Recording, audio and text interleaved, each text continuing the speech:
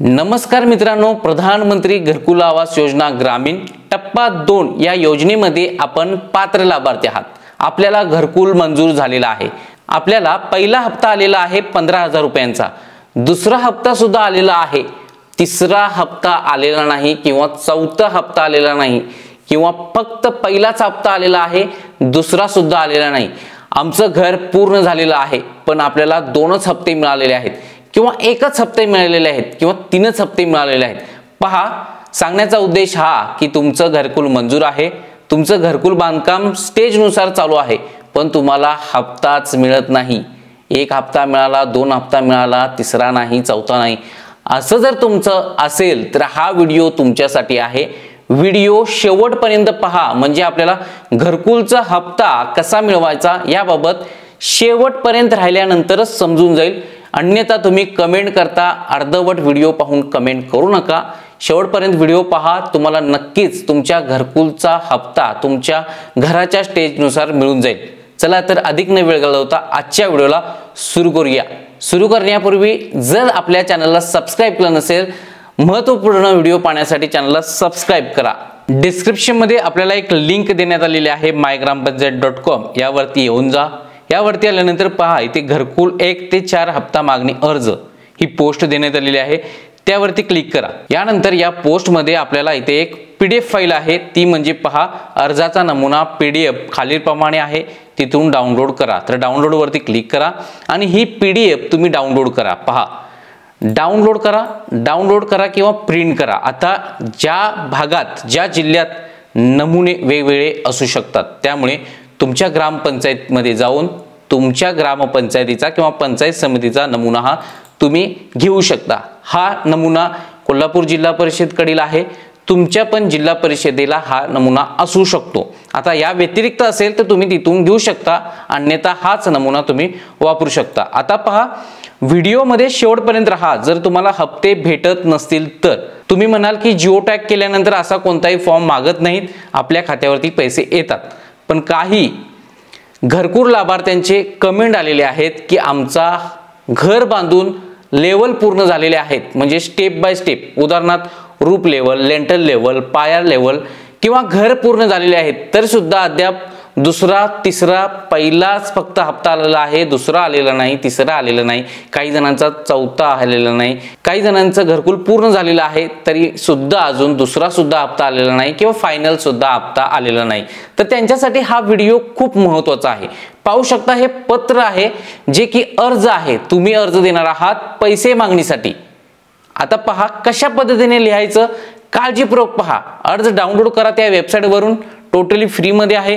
इथे पहा दिनांक लिहायचे आहे, तुम्हाला दिनांक कोणत्या दिवशी देता येते।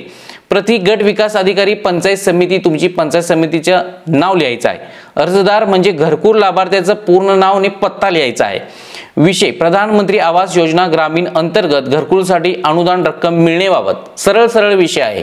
तर महोदय पहा, प्रधानमंत्री आवास योजना ग्रामीण अंतर्गत सन 24-25 मध्ये किंवा 25-26 मध्ये 24-25 अंतर्गत मला घरकुल मंजूर झाले असून त्यांचे काम जोता लेवल म्हणजे आपला पाया लेवल, लेंटल लेवल तुम्हाला माहिती आहे, रूफ लेवल, घरकुल पूर्ण, असे 4 ऑप्शन आहेत।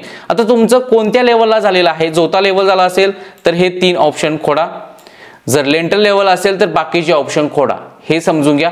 पूर्ण झालेले असून मला त्यांचे नजर मूल्यांकन होऊन रक्कम मिळण्यास विनंती आहे। आता पहा, मूल्यांकन करून तुम्ही आम्हाला रक्कम मिळण्यास विनंती।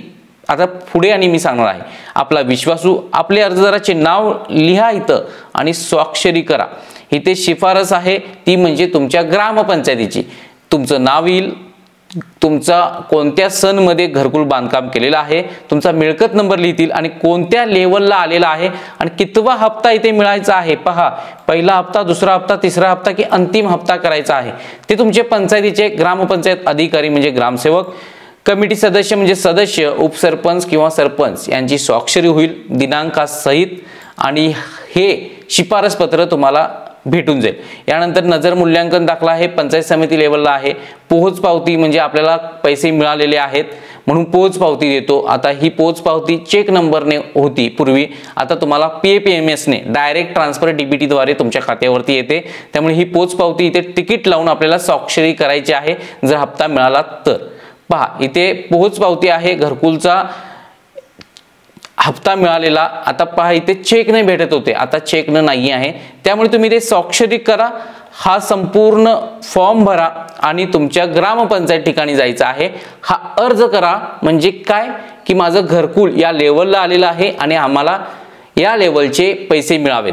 यासोबत तुम्हाला एक फोटो प्रिंट घ्यायची आहे. आपण जो लाभार्थी आहे तो घराच्या समोर उभे राहायचा आहे आणि कोणत्या लेवलला स्टेजला जे घर आहे त्या स्टेजचा फोटो घ्यायचा आहे, या अर्जासोबत चिकटवायचा आहे आणि आपल्या पंचायतीला द्यायचा आहे.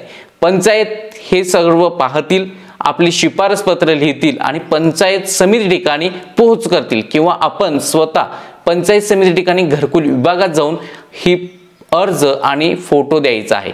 आता पहा काही जिल्ह्यात काही तालुक्यात अशी प्रथा नसेल की अर्ज द्यायचा आणि त्यानंतर पैसे येतील. पण पहा तुमचे पैसेच येत नसतील तर तुम्हाला हा अर्ज देणं गरजेचं आहे. अर्ज दिल्यानंतर आपण एक पोच सुद्धा आपल्या पंचायत समिती ठिकाणी किंवा ग्रामपंचायत ठिकाणी घ्यायची आहे. उदाहरणार्थ आपल्याला पंचायत समिती ठिकाणी दिल्यानंतरच आपल्याला हे हप्ते येतात. आता पहा हे पत्र गेल्यानंतर काय करतील तर आपल्याला एक इंजिनियर पाठवून देतील, जिओ टॅग करतील तुमच्या घराचा. जिओ टॅग केल्यानंतर तुमच्या हप्ते हे सुरळीत येणार आहेत. म्हणजे जर दुसऱ्या हप्त्याचा जिओ टॅग केलं तर दुसरा हप्ता येणार, तिसऱ्या हप्त्याचा जिओ टॅग केलं तर तिसरा हप्ता येणार आणि जर जिओ टॅगच केले नाही येऊन तर तुम्हाला पैसे हे येणार नाहीत. त्यामुळे जर तुमच्या ठिकाणी जिओ टॅग करायला कोणते शासकीय कर्मचारी येत नसतील तर तुम्हाला हा अर्ज द्यावा लागेल, त्यानंतर तुमचे हे हप्ते येतील. हा व्हिडिओ का महत्त्वाचा आहे कारण बऱ्याचशा लाभार्थ्यांची कमेंट आहे की पैसेच आले नाहीत, घर तर पूर्ण झालं, 1 रुपया आलेला नाही, फक्त 15,000 रुपये सोडलेले आहेत. पहा तुम्ही प्रोसेसच केला नसेल, तुमचं घर बांधकाम करताय पण तुम्ही कळवलंच नसेल तर तुम्हाला पैसे कसे येतील, येणार नाहीत. त्यामुळे हा अर्ज द्या. तुमच्या जिल्ह्यात कोणता अर्ज आहे तो पहा, डिस्क्रिप्शन मध्ये लिंक देतोय, तिथून हा अर्ज डाउनलोड करा आणि तुम्ही अर्ज द्या आणि पोच सुद्धा घेऊ शकता. त्याचबरोबर रोजगार हमीचे जे पैसे आहेत 28,000 रुपयांपर्यंत आपल्याला जे मजुरीचे अनुदान भेटतं त्या संदर्भातील व्हिडिओ आपल्या चॅनलवरती बनवलेला आहे. 1 ते 4 हप्ते आपल्याला किती रुपयांचे मिळतात हे सुद्धा आपल्या चॅनलवरती बनवण्यात आलेले आहेत. सर्वात प्रथम आपल्या चॅनलला सबस्क्राईब केलं नसेल तर सबस्क्राईब करा. शेवटीच सांगत आहे कारण तुम्ही इथपर्यंत आलाय तर सबस्क्राईब करून जा, कारण नेक्स्ट व्हिडिओ खूप महत्त्वाचा आहे. तुमच्या कमेंटच तुमच्यासाठी व्हिडिओ असणार आहे. पुन्हा भेटूया नेक्स्ट महत्त्वपूर्ण व्हिडिओ घेऊन. जय हिंद, जय महाराष्ट्र.